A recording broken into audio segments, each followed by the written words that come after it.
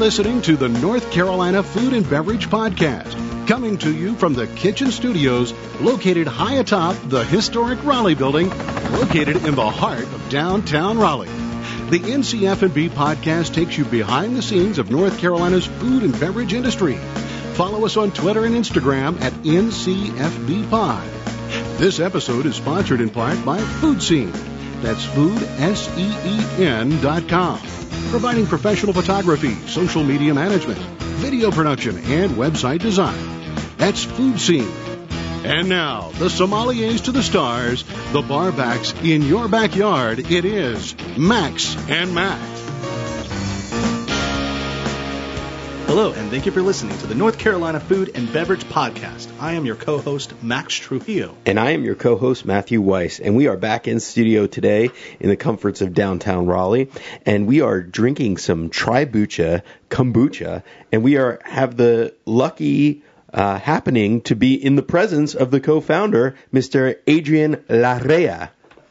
So we do actually have some kombucha that we just poured off the tap at our favorite Raleigh Raw that's downstairs from the office.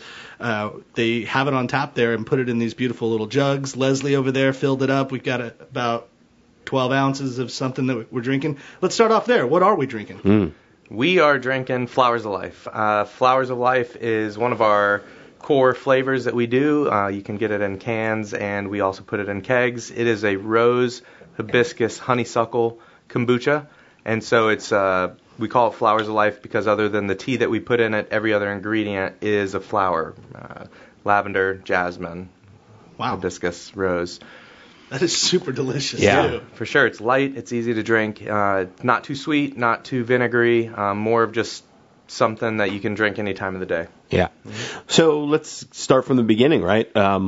Why you and your partner Jonathan York were into a bunch of other things, tech and stuff like that, and then all of a sudden you wanted to start a beverage company. So technology was my previous push.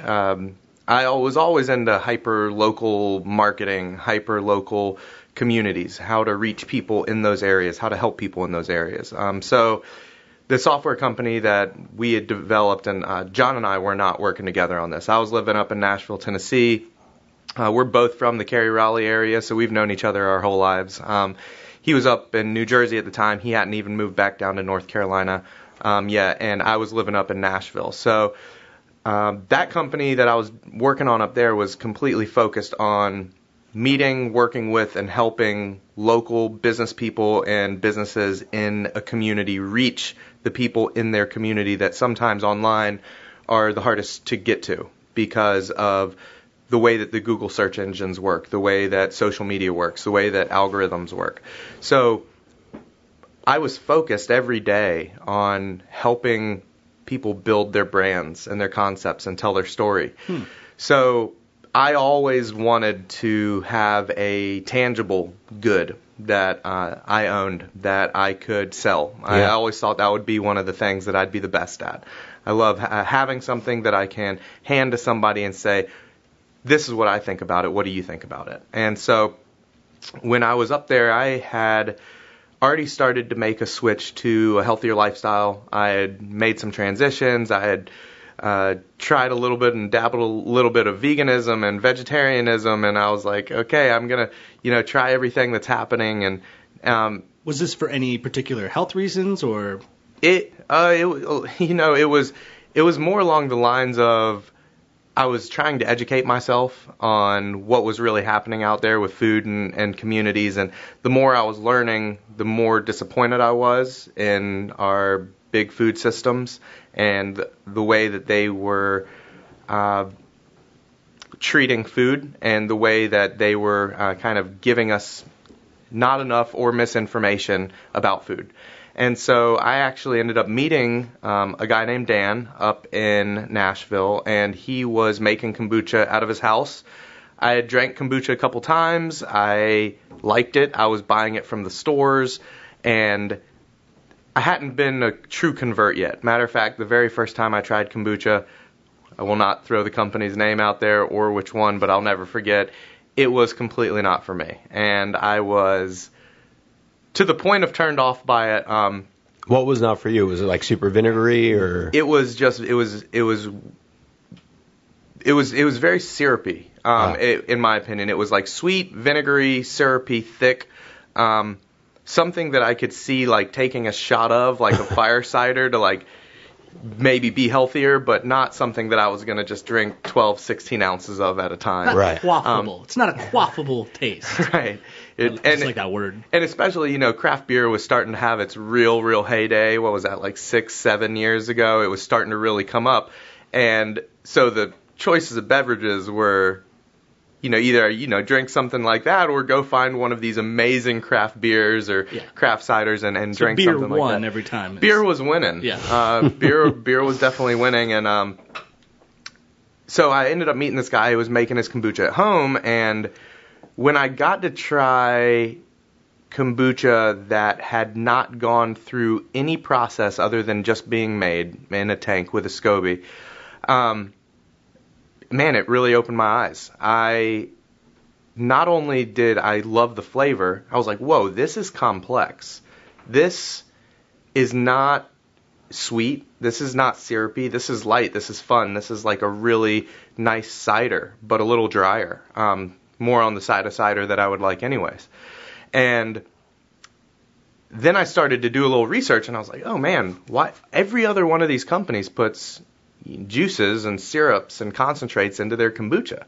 Like, why is nobody... Like an apology for what they produce. Right, hey guys, this tasted really bad when we made it, so we're going to throw all this stuff in there to try to bring it back. And I was drinking kombucha that didn't taste like that. Yeah. And so it started to open my eyes a little bit, and I actually originally had started to drink it all the time. And I was to the point where I started making it, and I was just doing it small batch, and I was still running the other company at the time. But then it was a strange series of events that happened after that. I got a call one day. I was up in Nashville from my brother, and my brother's 8 years older than me. He lives in the Cary area, as do my parents and my brother's family, and he called and he let me know that John, my good friend, John York, who's now my co-founder on Tribucha, that his oldest brother, Freeman, who was very close to the family, had suddenly passed away. Heart attack, and there was not really any warning. And, it was like hey, pack up, everybody's going to North Carolina to get together. This was a huge hit for a very close group of a lot of families and a lot of people. Freeman was always a very loved, smart, talented individual. And so ended up seeing Amo and his significant other, Jen Hertig, for the first time in a couple years. Previously, we had actually been roommates in Wilmington, North Carolina. And so it was like bittersweet, right? Like, God, it's so good to see you guys. And God, this sucks so bad. And so got through that and went back up to Nashville, and we started talking, way more like friends. When you reconnect with somebody, you're like shooting them texts and calling them more regularly. And he was like, hey, look, I really want to start a company, and I think I want to start it. I think we're going to move out of Jersey. We're going to move back to North Carolina. And he knows that I've always been kind of like the ideas guy. I'm like an entrepreneur through and through. Like, I could literally sit around and think of ideas all day long. You and Max should have an idea off. We should have an idea off one day. That would be like who? I don't know. Camouflage yoga pants. I think those exist. Definitely done already. They make money though. Yeah. And why would you want Don't look at my butt. Well, now you can't see it. Why would you want it to be camouflage? Right? See, not all ideas are good ideas. Just that's an idea. Right. Agreed. And so we were talking a lot, and he wanted to start a company, so we started throwing ideas around and seeing if anything was sticking. And one day it kind of came full circle, and I think maybe I was even drinking a kombucha or had some at the house, and I was like, hey, have you ever had kombucha before? And I had done a little bit of research and looked down in the Triangle, and I was like, there is not a kombucha company in the Triangle at all. There was Bucci in Asheville, and then Lenny Boys in Charlotte, and that was it for North Carolina. And I know the founders of both of those two companies, by the way, and I'm happy and proud to be able to be in a circle with those guys. Yeah. Only for the people that have ADD that are listening right now and need to like have a break to understand what the hell's going on. We need to define what the hell is kombucha so that we can get deeper into this. Am I wrong? No, yeah, for sure. I think we need to like get on the what is kombucha train so we can now kind of follow along a little bit more and then we get deeper into it. Sure. Right. And while you're doing that, you said a technical term, Scoby, which is what do you call it? Acronym. Acronym, thank you. I'll break it down on a pretty simple level. So kombucha is a type of drink, as is soda, as is milk, as is beer, cider, wine. They're all types of drinks. This is a type of fermented drink. So the fermentation takes place, but this is also a non-alcoholic, for the most part, non-alcoholic drink. There's less than 0.5% alcohol by volume. I'm buzzing right now. Buzzing from the energy. And so kombucha is made from teas and herbs and spices and sugar. And when you make a big batch of sweet tea, you add into it what is called a Scoby, which is a symbiotic colony of bacteria and yeast, which is the same kinds of bacteria and yeast that are required to create any fermentation process. So wine's fermented, beer's fermented, cider's fermented, kombucha is also fermented. Instead of, like with beer, you're getting your sugar from the grains, in wine you're getting it from the grapes, in cider you're getting it from the apples. With kombucha, you're getting it from an organic unbleached cane sugar to make a sweet tea. Different bacteria and yeasts are used in each one of those beverages processes to make the final beverage. So the Scoby itself is kombucha specific. So when you add a Scoby into sweet tea and you add enough what's called starter fluid, which is fluid from a previous batch of kombucha at a ratio. It's like a mother. Yeah, it basically is, it jump starts that process of fermentation. Mm-hmm. So the Scoby starts to process the sugar that's in it. So what might have a lot of sugar when we start off our fermentation process really doesn't have very much sugar left at all by the end of the fermentation process. For example, the kombucha we're drinking now has how much sugar in it, like per serving? Like 6 grams. Yeah. That's really low in right. sugar. Yeah. And when we first start, it would have as much sugar as a Mountain Dew. But that sugar is required for the Scoby. That's its food. So the Scoby eats the sugar, processes the sugar, and the enzymes and the acids that people drink kombucha for your digestion and for your health are in there. The bacteria themselves that then become a natural part of the drink, and the yeast, that's what people drink for the probiotic benefit. Yeah. To be able to, probiotics and enzymes and acids. Probiotics work to get your gut biome to a better level. A lot of us have taken, what are they called when you get sick and you have to take antibiotic. There it is. Yep. So a lot of people have taken, everybody's taken an antibiotic. Yeah. When you take antibiotics, it kills all the bacteria. Right. Well, there's some bacteria that you're born with that's actually really beneficial. It helps to regulate a lot. And the more studies that they're doing, the more they're realizing that gut biome, that gut bacteria is actually connected to almost everything in your body, because there are more nerve endings going from your brain to your gut than there are even from your brain to your spinal cord. So your gut and your brain talk all the time. That's why there's a saying like, trust your gut, listen to your gut, got butterflies in my stomach, like your gut is your second brain. That's why we do a podcast about food. Yeah. Right, exactly. Yeah. So connected. Yeah, it's hyper connected. And what they're actually even starting to prove now is that anxieties and depressions and other things like that actually could be stemming from gut biomes being completely off and communicating improperly with your brain. So the more I started to learn about gut biome, the more I started to learn about all that, I was like, okay, everybody's taking antibiotics. I've taken antibiotics. It's how do we get those good bacteria back? Mm-hmm. How do we do it easily? Because there aren't a ton of fermented foods, and the there's a lot of information out there about whether, the pill probiotics are good, whether they're still alive or not, anything.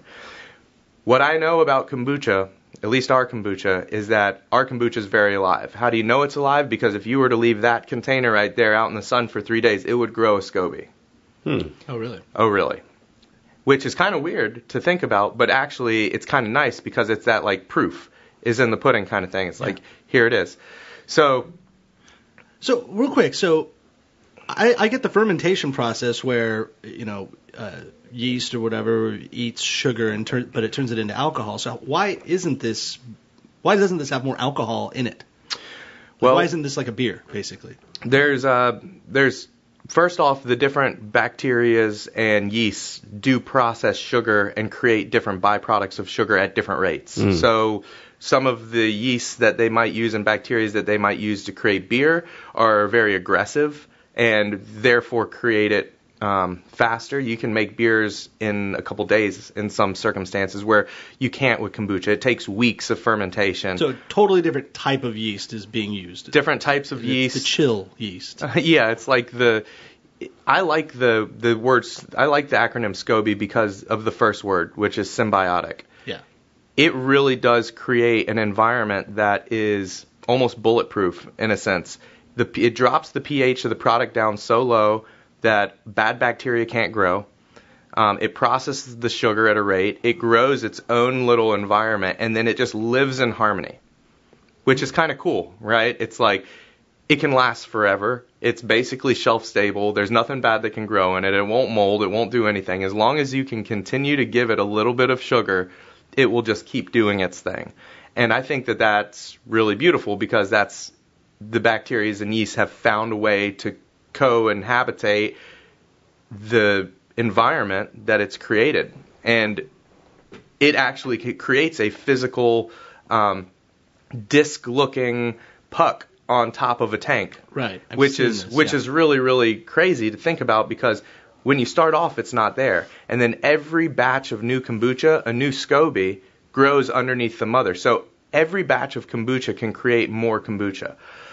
I've joked a lot of times, who's working for who? Like, are we working for the bacteria? Like, have they kind of like, brainwashed us a little bit? And like now I'm making kombucha and like dosing the public with bacteria, or was it that I started to really feel better, which is why I started to drink it more and why I started to make it was because I really liked the way it made me feel. It was a really good alternative to other sugary drinks. I mean, I used to drink soda. Don't drink soda anymore. This is something that kind of quenches that urge a little bit with way less sugar. Yeah. People are like, oh man, this is a cure-all. It's a cure-all. I'm like, it really could be. There's not quite enough research on it. There's a reason that we've been drinking kombucha as humans for thousands of years now through Russia, through China, through all of these ancient cultures that people have found ways to ferment foods for health. There's a reason it's stuck around. I don't think things stick around that long if they're not popular. I mean, you're an idea guy. Name one thing that came and went. Fidget spinners, like what? New Coke. Right, New Coke, right. So it's like, it's either good and it Clear Pepsi. Pepsi. Clear Pepsi, yeah. Clear Pepsi, you did not win with that. No. Some things stick around, though. And I think when they stick around over long periods of time like that, and now getting even more popular, actually one of kombucha's the fastest growing functional beverage segment that there is. It's growing 40% year over year right now, which is just like absurd for an industry when, craft beer is kind of mellowed out a little bit in its growth, soda's dropping, other things are dropping. Functional beverage, things that you can drink that actually can give you direct benefits, are growing like crazy. I think it. Well, that's awesome. I do want to take a quick break to mention a word from our sponsor, and then I want to get back to the continuation of how you turned this actually into a business. But we have a new sponsor for the podcast, Miss Laura Harris. She is the restaurant industry preferred agent. She finds homes for anyone, really, but her focus is to find people in the restaurant industry because she herself has 17 years of experience being in the restaurant industry, knows the ins and outs of it, kind of knows the struggles that a lot of people have when trying to find a home, especially if you got relocated when you're working in different places, different restaurants open up in a new state or such. Or how about our good friend John May, who apparently got kicked out of his apartment in Durham and now is looking, and now he works in Raleigh, so maybe he wants a house in Raleigh. Breaking Call news. Laura. Breaking news. Well, he didn't get kicked out. They just hiked John up May his is rent. homeless, apparently. Oh, man. So, in all seriousness, Laura Harris, the edge she brings to our listeners, because let's face it, most of you all out there probably like food, probably like booze, probably like kombucha, perhaps, but also work or know someone that works in the industry. And here in the local area in the Triangle, that's where Laura really can help you out. She can save you time, she can save you money, save you hassle, and really the coolest part is when she closes a house with you and you are someone that is a member of the restaurant community, she gives you $1,000 cash back, what she likes to refer to as beer money. Yes, please. And it's not actually part of her deal, but I'm going to put it into the deal that when said customer gets $1,000 cash back, they have to call us for the opening party, and we drink that said beer money. Come on, Max. You're a famous podcaster. You don't need somebody else's beer money. No, I do. I need your beer money. Donate now. Well, so one more time. So you can reach Laura Harris. You go to ncfbhomes.com, or you can reach her at 919-896-2697. That's Laura Harris, your restaurant industry preferred agent, powered by Fathom Realty. Maybe in your new house you would have a fridge full of kombucha. What a segue monster over here.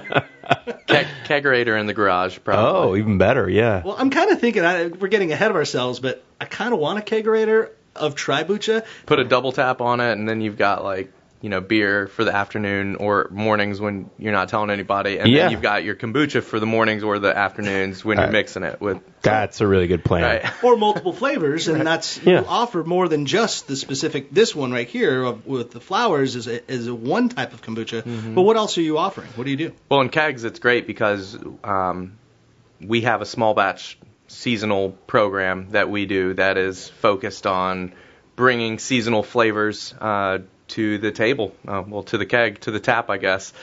We don't do it in cans because the cans is a big operation. We only stick with our core 4 flavors, and that's what's going to the groceries and the retail marts. But to all of our local people, we're like, hey, yeah, we can be super creative. So we shoot some really fun flavors out. An NCF brew. Bro. An NCF bra brew? That's what we call it, bro? I do like it because you are wearing a beaded necklace. You're very bro right now. No, but then he's got like the whole. I could like throw you in Santa Fe or like Taos, New Mexico, and you fit right in. International. Yeah. Are you wearing sandals right now? Sorta. They're like shoes that are kind of sandals. Not seeing your feet, just judging by the ensemble. I'm like, that's a sandal wearing dude. Yeah, and I'm not even wearing them right now. Yeah, but I love sandals. So for a guy like you, or I'm a immediate impact type of guy. I want results right away. Instant gratification. Instant gratification. Thank you. What like should I be feeling if I am truly affected in a positive way by kombucha? Like, what are the health benefits that I can expect? Well, I mean, it depends on your lifestyle and diet. I mean, if you're incredibly focused on health and wellness regularly, I've got people we work with a lot of yoga studios, people that are really tapped and in tune with their bodies. They're always constantly working on them. They can drink kombucha and within 5 minutes they're like, man, I feel great. Stuff's working amazing. And I'm like, wow, your body's working. That's like a well-oiled machine. Right. For the normal everyday person. My body. Our bodies, right?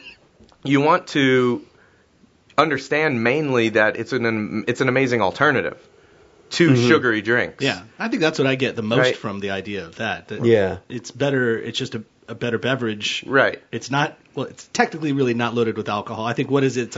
It's less than 1% of alcohol. Is that right? Yeah, it's less than 0.5% alcohol by volume is the legal limit. We're actually a good bit under that even, but that's naturally occurring during the fermentation process. So there are some companies that will have 0 alcohol because they have done things to completely eliminate it out of there. But at 0.5% alcohol by volume, if you drank like a keg, it would be like having a Budweiser. Right. You can't drink a keg of kombucha. If anybody in Raleigh can drink a keg of kombucha, come to my brewery. We will put you down. And New event. New event. New event for the NCFB. Keg And how drinking long? contest. You give them a day. Give them Okay. a day. If you can drink 5 gallons of kombucha in a day, you are a superhero. Game on, bro. I am going to be What's a part that? of that. 5 of those? No, that's 10 of those. Oh, it's 10 of those. Yeah. Yeah. So, I mean, there's a reason that I'm saying that, right? Because the other health benefits, the probiotics, the enzymes, the acids that are in there, they really are focused on your gut. They're focused on helping your digestion move forward, help break down foods, help process nutrients. You know, we discussed a few minutes ago about your gut biome, strengthening your gut biome. Now, the immediate effects come more from the acids and the enzymes than come from the probiotics. Probiotics are not an immediate results kind of thing. Yeah. Probiotics are something that you add into your diet consistently over time because you can't just fix it overnight. Right. As with most things, unfortunately, right, is like if your gut biome's messed up, and depending on the severity that it's messed up, I mean, guys, there are literally people whose gut biomes are so messed up and their immune systems are so compromised and they're so sick that they have to go into hospitals and they have fecal implanted into their guts Yeah. just to jumpstart bacteria again. Okay? It's like something with your digestive system is not working there if you got to go that So far. Seriously. when and, you tell know, someone it's to one or eat the shit, other. it's actually could be considered a compliment? It's almost it depends, right? It depends, but like I've always looked at I'm it looking like out for your health, bro. Eat shit. Eat shit. eat some no, shit. I mean that in the best way. in the best way possible. Eat shit in a good way. No, but like that's the extreme. You know, there are super duper extreme cases, and I mean, if you guys looked it up, it happens more than you think. Jesus. You need to focus on a couple core things in your life, and your gut is definitely one of them. Yeah. You need to make sure that you have good gut health going on. And the gut health leads to so many other positive aspects in your life. But one of the immediate effects that you were talking about, hey, I'm an immediate results kind of guy. Say you ate a hamburger for lunch, right? Yeah. And you didn't have any kombucha. Your body has to use a certain amount of energy to break down that hamburger. Yeah. Right? So if you have a big lunch or something really fatty, you're going to feel real tired afterwards. Right, and there's some people that, you know, produce more acids than are needed because their diets are a little bit, you know, broken and beaten up a little bit, and so therefore those acids are overproducing, and some people have acid reflux and things like that, right? Yeah. So when you drink kombucha, even though it is an acidic drink, just like apple cider vinegar, when you drink it, it's actually alkalizing in your body, so it can help neutralize some of those like overproducing acids. Some of the acids and enzymes can actually help to break down that food and process nutrients more easily. So some people drink energy drinks, right? Yeah. An energy drink gives you caffeine and sugar. It boosts you up, gets you a little jittery and up, and then it drops you down, right? Because it's not a forever kind of lasting thing. When you drink kombucha, your energy is you're getting energy, but you're actually getting energy because the acids and the enzymes are helping to break that food down, and so your body's not having to use as much energy to break down that food and process those nutrients, so you actually have a surplus. Yeah. Right? And so a lot of people say, wow, I feel like energetic, but it's not going away. Well, that's because you actually have more energy. You know, Yeah. You have more energy. You're not having to use as much of your body's energy to do your Yeah, it makes body's sense. tasks, so now you have extra energy. Yeah, and it's not like a caffeine high, like you just had a couple of cups of coffee. It's more like an even keel, but you just feel a little bit better because, like you said, your body's not using its own energy; it's getting a little help. Right, and there is green tea and black tea is the base of kombucha, but during the fermentation process, a lot of that caffeine is fermented, processed out by the Scoby, just like the sugar. So there is a little bit of trace caffeine. There is trace alcohol. Yeah. There's a little bit of sugar, but for the most part, you're getting this live, rich, cultured beverage that is able to work with your body to create good results.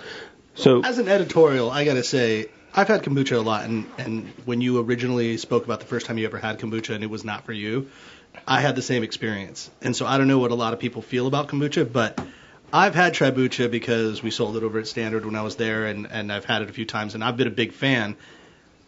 For listeners out there that haven't had this, like, completely change your opinion on what the flavors are. I'm not trying to make an apology, like I said earlier about kombucha, but there's some bad kombuchas out there, and they don't taste great. This is extremely drinkable. I mean, Matt is already like 3 glasses in. He's getting a little glassy-eyed over there. Yeah, it's nice. No, but I mean, it's delicious, right? Yeah, and plus, there's something also, not to take away from the product, but you put it in a nice glass or something that it makes the whole experience. We're drinking out of glass wine glasses. Yeah, these are wine glasses, little Luigi Bornelli glasses. Exactly. But no, they're delicious. They look great. Yeah. That leads me to even think, like, I'm sure you've done this before, and we're not the first ones to think of this, but a food pairing, because it sounds like you would encourage people to drink this while eating, right? So wouldn't it make the most sense to have a kick-ass multi-course dinner with kombucha, and maybe we drop some gin and whiskey inside there? And the ideas will start flowing now. This is idea contest. Yeah. He started it. Yeah, he did. Yeah. Right. But your turn. Absolutely. Serve. I served it to you. Absolutely. I think that understanding that not only does kombucha pair well with food because how it works in your body, but the flavor profiles are complex in there. I mean, if you take your cup, you get a good smell in there. Yeah. You're getting flavors in there. Give it a good swirl, let it open up a little bit, and hibiscus, rose petal. You're getting something in there that is, if it was full of vinegar, you would smell it right off the rip. You'd be like, whoa. Right. Step back a second. Because of those rose petals, don't you get like almost like the sense of Gewürztraminer, like off the top? Yeah, you know, there's like, definitely some. Yeah, you get that feel of it, like the floral nodes of like an Alsatian white wine. Yeah, but then I was gonna say there's more like Riesling than Gewürztraminer, but yeah, but like in that because of the spicy. Region. Well, I guess the spiciness Gewürztraminer, but yeah. So then tell us back to the initial thing about there's some bad kombuchas out there. There's some good kombuchas out there. Actually, we left off when you were saying you were in the same company as Lenny Boy and Bucci. What makes your kombucha a cut above and different from a lot of others you see out in the market? Give yourself a plug. Why should we go out and get Tribucha instead of some others? I would say we're probably nationwide one of the only companies that makes kombucha the way that we make it. Which is just adding the Scoby, the mother, and then nothing else. But right. there are in some, I don't know how you say it, cuvées, bottlings, different batches, or different batches. There are other flavors that you're putting in, right? Like you said, this one has some. Yeah, but it's all like floral. It's all herbs and spices. We did not know how to go from our small batch operation, which we never even really got to. John and I decided, let's start super small.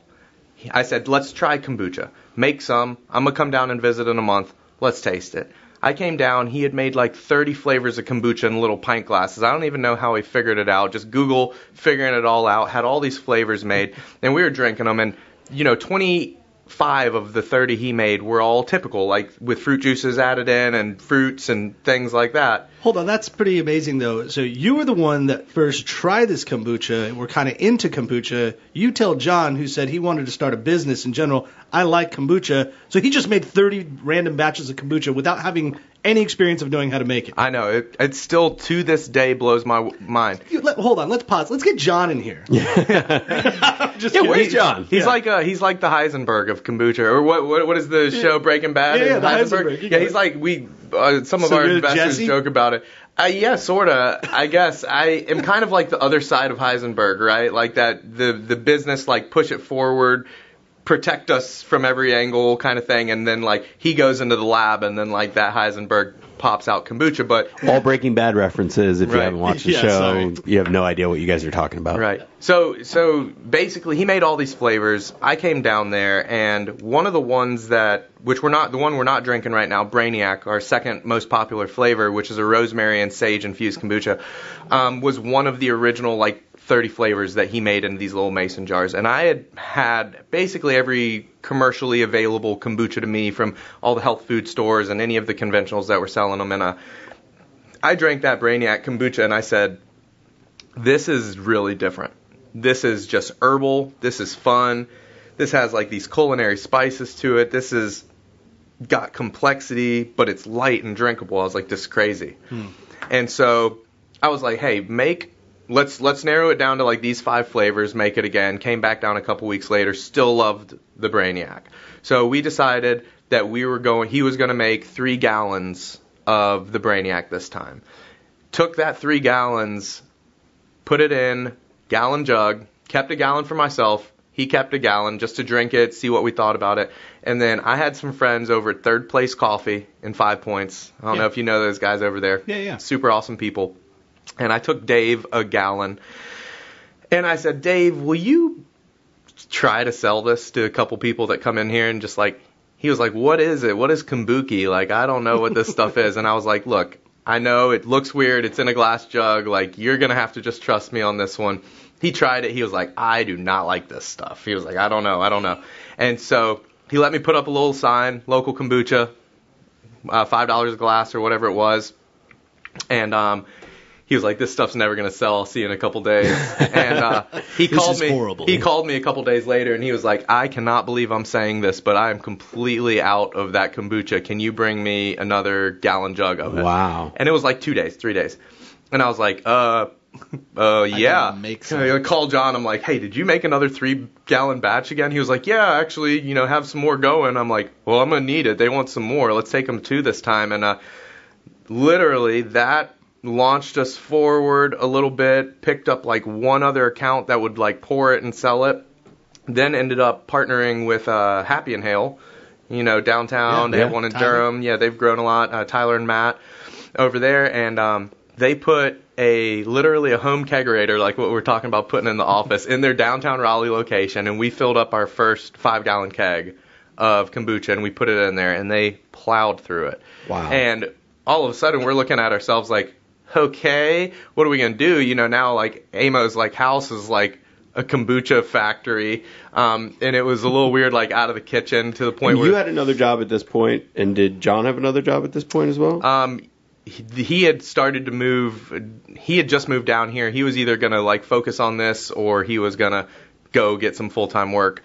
But at the moment, that was his job. At the moment, this was his job, was like figuring this out. And I was traveling back and forth, and it got to a point where we had enough going out the door that we looked at each other and we said, hey, let's get a little flex space. Let's get like a little warehouse. Let's put some more tanks in there. Let's get a little bit more going. And literally from that point to where we are now, we started in little, 12-ounce pint glasses, basically, brewing these things. Each one of our fermentation tanks at our new brewery is 2,200 gallons apiece. We have 6 of them, right? So we're literally, we've taken this thing to the moon, and it's just been because of that exact same thing. You guys, you just drank it. Now, whenever you see it anywhere, you're not going to be afraid of it. You're going to be, on the contrary, you're going to be like, hey, that would actually be pretty nice right now. Let me grab one of those. And that's the way that it's grown. It's grown through coffee shops, through yoga studios, through, local co-ops, through Harmony Farms. Clean living, and that is so hot right now. Right. I mean, our first grocery account that we ever worked with was Harmony Farms out in Raleigh, and we were all blown away. We got to a point with our bottle sales, we were hand pouring this stuff, hand filling bottles, hand labeling, delivering everything ourselves. And I was joking with you earlier, right? Because Standard Foods, when Standard was around, their grocery side was selling our kombucha like it was hot stuff, right? It was like we'd bring it in. And as an editorial, we had irate customers. For those who don't know, I used to be the GM over at Standard Foods. We would run out, and people would get pissed that there was no Tribucha. And the other thing, too, is, as a person that runs a market, we're like, oh, well, could we just maybe get another kombucha to, like, replace it for the time? There are other local, like Lenny Boy's great, too. But no, the loyalists were like, no, it's Tribucha or nothing. Right. And I'll just have rot gut if I can't have Tribucha. I'll die, damn you! And so what was funny was, I believe it was the first time we ever met, was you came in with, like, a 5-case delivery of cans and all that, and I was like, thank God it's finally here. People are like going insane over here. You got all these yoga girls coming in here, they're freaking out, man. And we put a post on Instagram, hey, get your kombucha, it's here, the Tribucha's in, and that weekend we sold out. Yeah, that's crazy. I'm like, what the hell? But you were telling me that you had went from these like modest means of production, and you're like, no, dude, we're about to get like a real facility so we can do this on a larger scale. And I think Right. that was like right at that moment. So going probably about a year or a year plus was right when you kind of developed a bigger facility. Yeah, Is that for right? sure. And I can tell you guys probably one of the craziest stories in this whole thing, which was we had been building at this little facility for quite some time. By the end of it, we had these like 25 and 50 gallon tanks just everywhere making kombucha. And we started to really look at like, well, okay, what is the business of this thing? Like, this has become pretty real. We're selling a ton of this stuff, but there's no extra money. I mean, for the first 2 years, we didn't pay ourselves. Thank God for my significant other, Austin, and Jen helping, John out. Without them, I don't know if Tribucha would still be here. I mean, honestly, because they were able to help us get through some of those really, really tough critical points.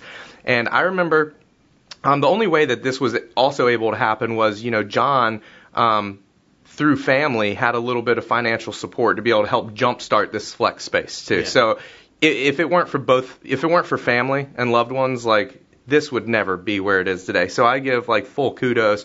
I love you guys, seriously. So have you paid them back yet? It's not, sort of. I mean, you pay yourself. No, we haven't. We will pay you guys back. No, so they didn't do it for investment money. They did it just as family. Right. They didn't want to. They didn't want to just see us crash and burn into a fiery pit of kombucha. But so one day, I'll never forget this as long as I live. I was sitting in the old brewery. I had been crunching numbers literally for a couple hours, and I had really come to the conclusion that doing what we had been doing was not going to be a viable business. And that's a really tough thing when you've been working years on something and then you finally get to a certain economy of scale sizing and you're like, there's no money left over, and there's not going to be, because you're figuring out like you can't purchase things in large enough volumes, you're never getting enough influx of cash at the same time, you can't change your direction. And so I had already been building, some decks. We wanted to bring some investors in, we wanted to do something, but hadn't hit a home run on that yet. And I get a phone call randomly at the brewery. I answer the phone, I'm like, hello, this is Adrian with Tribucha, and this lady's like, hi, how are you? Hey, do you have a second? I'm like, sure. I'm sitting here like, of course. What else do I need right now? Like, tell me something's broken or bad. That's what I need. And so she's like, well, this is going to be a kind of weird conversation. Can I just lay it out for you? And I'm like, okay, now I'm interested. Yeah, let's do this thing. And she goes, so... and this is a wonderful person who I will always love. Her name's Sherry, and she called, and so she's like, so I just got back from Mexico, and I went on a shaman retreat in Mexico, and I met with a shaman, and a shaman told me that there was something back where I lived that I really, really loved, that I was supposed to be a part of, and that he didn't know exactly what it was, but I did. And I've been thinking about this for the last 3 weeks, ever since I've been back, and the only thing I do every single day is I drive to Juice Keys, I get one of their smoothies, and one of your kombuchas, and so I don't know why, but I think it's you, I think it's your company that I'm supposed to invest in. And I was like, it is absolutely my company that you're supposed to be invested in. Because the shaman called me, I was actually. like, the shaman, we spoke about shaman this. Larrea, right? That's my uncle. He lives in Mexico. Right. And I was like, look, how soon can you be here? Let's be for real, right? And her partner actually came over the next day. We talked, and within 24 hours, they had given us a $25,000 investment into the company, which was the first lump sum of cash that we ever had. And that lump sum of cash actually carried us over during our real fundraising that I needed time and effort and energy to be able to do over the next 3 months. And over the next 3 months, we raised $350,000. And since then, over the next 18 months from then, we've now raised over $1 million.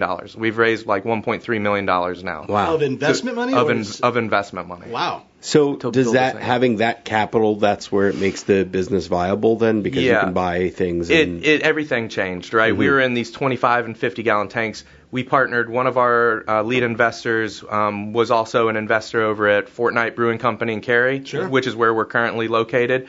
They had some extra space in there, but they also had some very expensive equipment that they had already purchased for their production that we could feed off of. So we actually built our own brewery inside of Fortnite. Okay. But we only had to build our fermentation, our brewing process, all of that. They had almost everything else we need, from like boiler rooms to reinforced floors to big, refrigeration options. So we were able to build literally 10 times the capacity we would have been able to build even with that $350,000 for $350,000. And then the rest has been just like incremental growth money and how do we figure out how to get to this next level. Yeah. I imagine, and salaries to like hire people to help you like sell the stuff and get it out there, right? Absolutely, and more people to make it. And John and I finally got paid for the first time in years, and like all of this has happened. And now where we are is we've gone from literally third place coffee. I just left one of the biggest trade shows on the East Coast a couple weeks ago. We have opened 8 distribution centers up and down the East Coast with one of the largest cold storage and healthy food distributors in the country, and now we are pumping out to all the Whole Foods in the Southeast, all the Earth Fare, all the Lowe's Foods. We've got hundreds of local accounts. We've got co-ops and independent groceries from Maine all the way down to Key West. Wow. Boom, right? Just like that. And there's something to it, right? Like, that's why I was joking earlier with you guys, like, okay, who's really pulling the strings here? Like, is the Scoby pulling the strings? Like, because I feel like there's been so many times where it's been, is this real? Like, what's really happening right now? Like, is this growing at this rate legitly? And you look at it and every single day, you're like, wow, it's sold out again there. I cannot believe it. We just delivered there. It's gone again. And now we have something super cool. One of the differentiators that we've created is, other than a couple small kombucha breweries that had done it in some areas, we're the first like commercial canned kombucha on the East Coast at all. There was one West Coast company that had done a can. They had done a 16-ounce Kombucha Town, amazing kombucha. If you're ever in Seattle, like, kudos to those guys.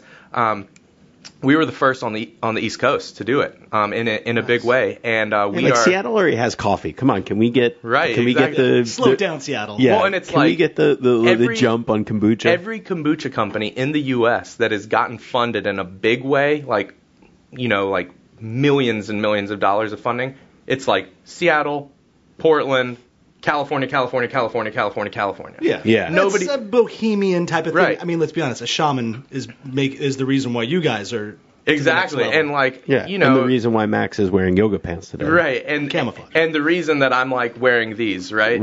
Is like the shaman sent you. It is all. He sent me this afterwards. He was like, and then send me money, right? I get a kickback. Right. Not to make light of this, although we are making light of it anyways, but don't you love any soothsayer or magician or anyone that goes, I see in your history, there's a person you're very troubled by that person, and then you're like, yeah, my uncle. Yes, your uncle. Yes, your uncle. And his name sounds like, it's on the tip of my tongue. It sounds like Buckle. Yes, you're... or whatever, and you're the one that's feeding the whole monster. It's like, yes, and my uncle is my biggest enemy. It's like, yes, you need to work it out with him. Yeah. I knew all along.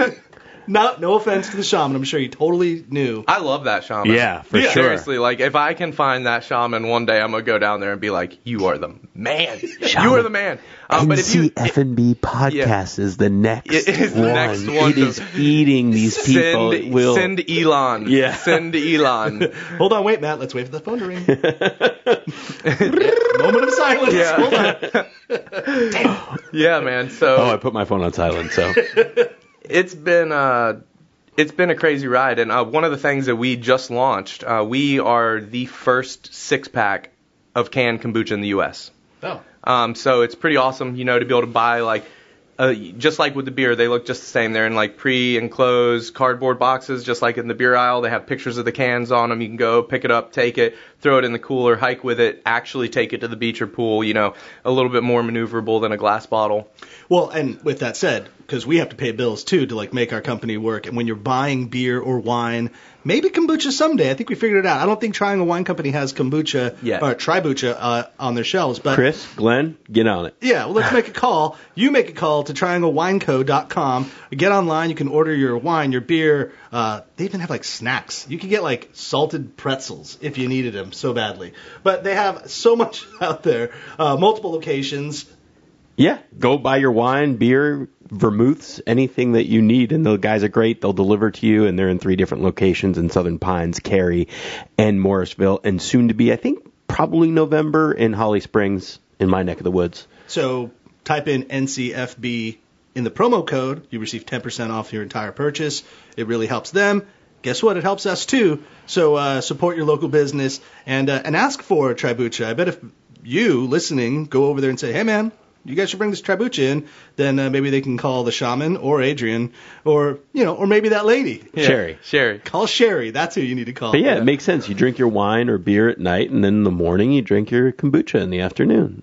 I mean, I kind of just want to put some liquor in this kombucha. It's so good. Yeah. I can't even with it. But we got to work that out. Yeah, we did one, Sylvanesso, the band that came out of Durham. They got super popular, kind of blew up. They had a festival last year at Shikori Hills, just like a Sylvanesso festival, and we were the 2 of the craft cocktails, our Controlled Burn and our Flowers of Life with Tito's. Nice. Yep, and people loved it. They sold thousands of these things, and everybody was a huge fan. So now, we've been looking at ways of doing other big music festivals and things like that. I mean, it really makes a great cocktail because we put so much work, effort, and energy to make this craft drink, and it's got all this complexity to it. Well, that's what people are trying to do with a cocktail anyways, is like get some complexity, some flavor profiles in there. Yeah, you don't really need to do much other than just add booze. Yeah, add booze and kombucha, you've got a craft cocktail. One thing, technically, you were saying that you don't infuse any fruit juice or anything like that, but to get other flavors, you're taking actual spices and raw products. Right. So all of our flavors come through our brewing process. Okay. So we do not add anything to our kombucha post fermentation. Okay. Where a lot of companies will take their kombucha to a very, very strong vinegar flavor profile, and then they will add water, they'll add juices, they'll add syrups to get it to a very precise flavor. Yeah. We were actually a little bit more willing for some fluctuation to be in our flavor profiles and to just do single ferments. Meaning, we're okay if our Flowers of Life tastes a little different every time, as long as it tastes similar and it is super pleasant drinking experience. Mm-hmm. We're okay with it because it is a live beverage. No matter what you do, if I use the same products, the same ingredients, the same recipe, the same temperatures, everything, and I make 2 batches of kombucha, they're not going to be the same because the bacteria and yeast colonies are different. Yeah. There's a different amount in there, and there's nothing you can do about it.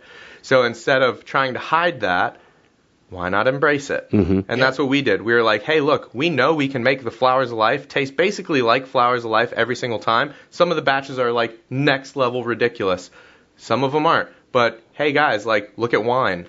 Exactly. Same grapes grow out of the same field, but different vintages taste different. Yeah. Absolutely better than others. Why? Because, there might have been more honeysuckle that year, more rain, or the soils might have had more nitrogen that year. Who knows, right? But the shaman knows. The shaman knows. But the difference is wine, they're only making theirs once a year. Yep. We're making ours all the time. So if you're a consistent, regular Tribucha drinker, I can categorically tell you, A, thanks for supporting us. B, I know that it's tasted different throughout our process. And that's because it is different. And we're one of the only companies that's embracing that and saying, look, why don't we drink raw, real kombucha, non-alcoholic, single fermentation. What we pull out of the fermentation tanks is what you're getting. And why don't we try to take that to the masses? All organic, GMO free. It's all vegan. It's all, gluten free. It's everything that you would want if you're living a healthy lifestyle. There is some sugar in it, but you're even allowed to have a little bit of sugar on a keto diet, okay? So it's like, it's everything in moderation.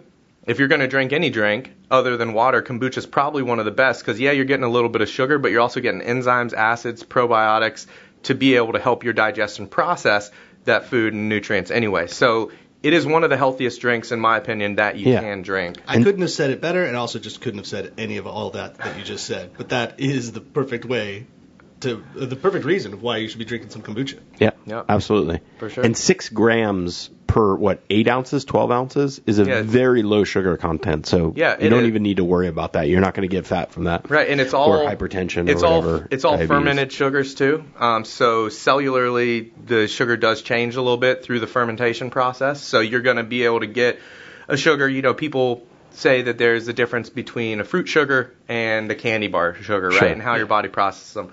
I feel like that's exactly how kombucha is. Those sugars are going to be a little bit more adaptable to your body. They're going to be able to be processed and used a little bit better. And there's just not a lot in there. But we are brewing a lot of medicinal herbs in there. So, for example, in Brainiac. So hang on for 1 second. Just those herbs, those get put in right before. All in the brewing process. So you've made a big batch of tea before, right? Yeah. We basically make tea bags that are like the size of us and put them in this huge vat and make massive batches of tea. And then that gets fermented. And then we take that sweet tea. Yeah. And we then put it into a fermentation tank with the Scobies and the starter fluid, and then we wait. Got it. And we are waiting for the pH to get to drop to a certain level, which is where it's actually declared a kombucha.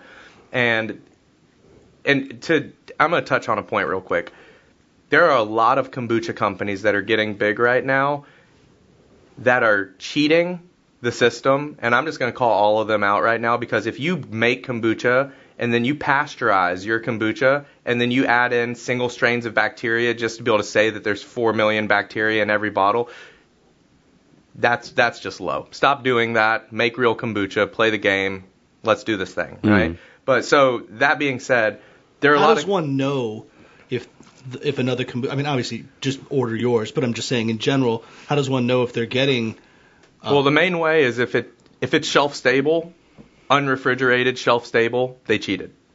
Period. Because there's no way to make an unrefrigerated, shelf-stable, actual kombucha because of the fact that you have live bacteria and yeast and some sugars left in there, and so the fermentation will continue to kick up to the point where it either creates an alcoholic kombucha or to the point where it'll blow a can up like ours. If you leave our cans, it is a must-stay refrigerated product. Okay, if you don't refrigerate your Tribucha, it will blow up?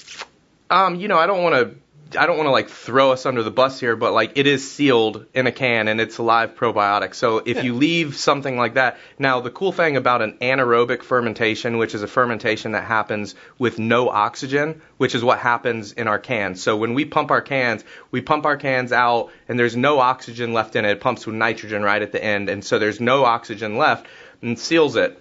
So when it's sealed in that can, if it's refrigerated, it can basically stay fine forever. Really? I mean, it's like a stable product at that point. You're not going to grow bad bacteria. We put a 14-month refrigerated shelf life on it, but it's not even bad in 14 months. We just think that the flavor diminishes a little bit after a year. Which just advisable that if you buy it at the store, the store should be refrigerating it for purchase. Right. And then you should probably get it in your refrigerator. You should definitely refrigerate it. And it's not like I need to rush home like with milk. Like it would take weeks in the can. Buy your kombucha, go on a road trip. Right. Then get home and put it in the refrigerator. And you're still fine. I got off the phone with a lady, yesterday who was calling from Atlanta. She was like, hey, this guy told me I couldn't buy this in South Carolina and take it back down to Atlanta. I was like, you can. Go. But it sounds like you want to invest in my company also, do you? Did you ever see a shaman? Was this a shaman? But I thought we were going down that road with another lady happening to call you. So.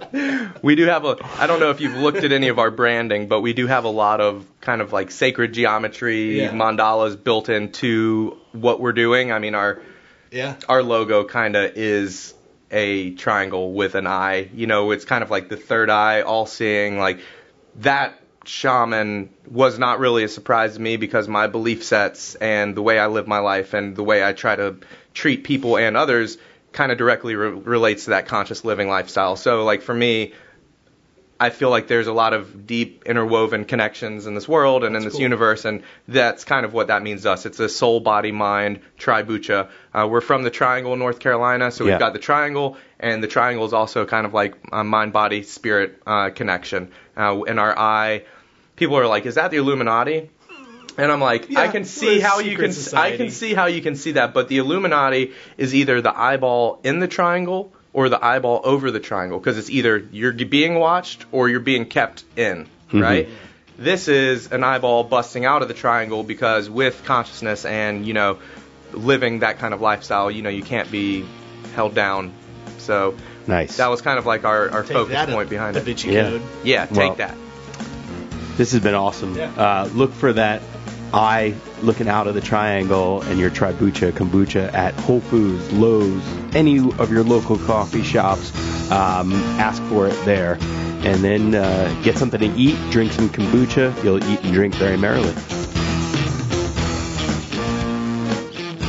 Thanks for listening to the NCF&B podcast. And if you've stuck with us this long, review us on iTunes, and remember, 5 stars are encouraged.